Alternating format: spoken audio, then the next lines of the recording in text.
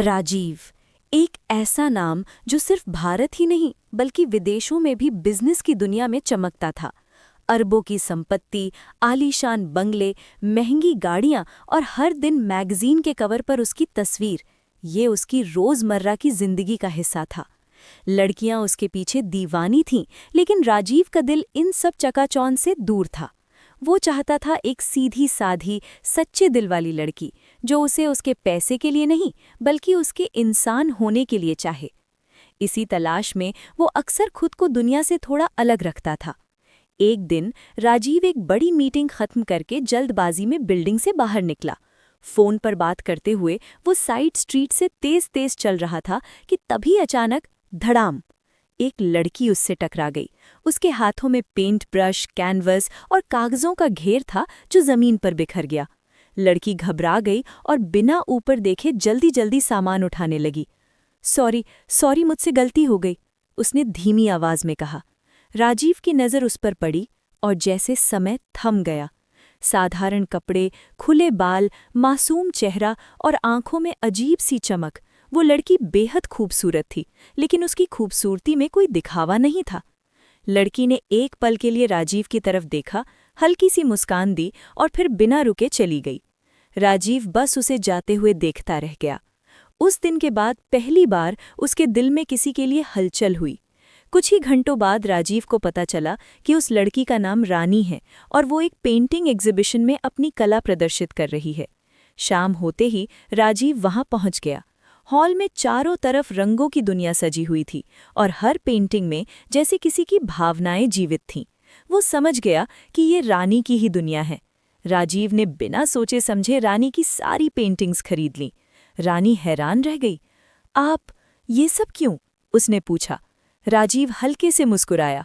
क्योंकि इन पेंटिंग्स में सच्चाई है और मुझे सच्चाई पसंद है। धीरे धीरे बातचीत शुरू हुई।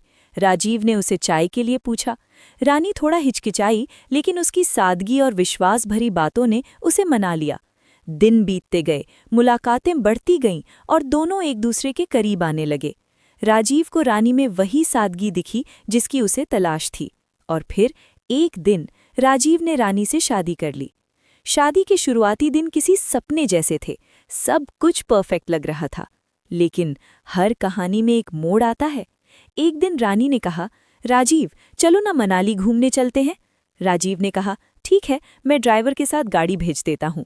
लेकिन रानी ने जिद की, नहीं, हम दोनों अकेले चलेंगे, लॉन्ग ड्राइव पर। राजीव मुस्कुरा दिया।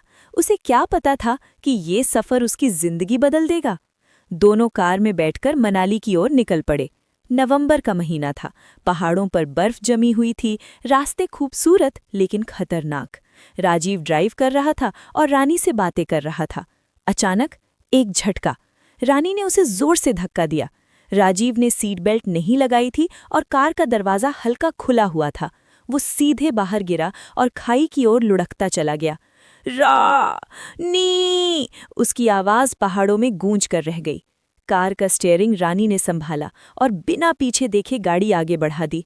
उसकी आंखों में कोई डर नहीं था, सिर्फ ठंडा सन्नाटा। उस रात वो होटल में रुकी। सुबह वो पुलिस स्टेशन गई। रोते हुए बोली, मेरे पति खाई में गिर गए हैं, प्लीज़ उन्हें ढूंढिए। खोज हुई, लेकिन राजीव का कोई पता नहीं चला। कुछ दिनों बाद रानी शहर लौटी और धीरे धीरे उसने राजीव की सारी प्रॉपर्टी अपने नाम करवा ली। सच तो ये था, रानी उतनी मासूम नहीं थी जितनी दिखती थी। उसका एक बॉयफ्रेंड था और ये सब उसी के साथ मिलकर किया गया प्लान था। अब दोनों ऐशो आराम की जिंदगी जीने लगे। लेकिन कहानी यहीं ख़त्म नहीं होती। कुछ दिनों बाद रानी को अजीब चीज़ें दिखने लगी। कभी होटल में, कभी पार्क में, कभी मॉल में उसे राजीव दिखाई देता। वही चेहरा, वही आंखें, लेकिन जैसे ही वो पास जाती कोई नहीं होता।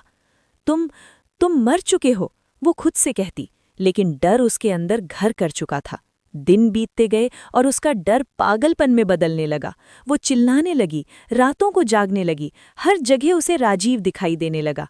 आखिरकार उसकी हालत इतनी बिगड़ गई कि उसे पागल खाने में भर्ती करवा दिया गया। एक दिन वो अपने कमरे में अकेली बैठी थी। अचानक दरवाज़ा खुला। कोई अंदर आया। रानी ने सिर उठाया। उसकी आंखें फटी की फटी रह गईं। राजीव, उसके होंठ कांपने लगे। राजीव धीरे धीरे उसके पास आया। तुम्हारे कर्मों की सजा है ये, उसने ठंडे स्वर में कहा। मैं उस दिन बच गया था, कुछ गांव वालों ने मुझे खाई से निकाल लिया था। रानी की सांसें तेज हो गईं। मैंने सब देखा, सब समझा, लेकिन मैं जानना चाहता था कि तुम आगे क्या करोगी। राजीव की आंखों में अब प्यार नहीं, सिर्फ नफरत थी। और तुमने साबित कर दिया कि तुम कैसी हो। रानी रोने लगी। मुझे माफ कर दो। राजीव पीछे हट गया। माफी? तुम्हारे लिए सबसे बड़ी सजा यही है कि तुम अब पूरी जिंदगी यहीं रहोगी, अपने ही डर के साथ। इतना कहकर वो मुड़ा और चला गया। रानी चीखती रही, लेकिन अब कोई सुनने वाला नहीं था। उसका इश्क, उसका लालच, उसकी चालाकी, सब उसी पर भारी पड़ चुका था।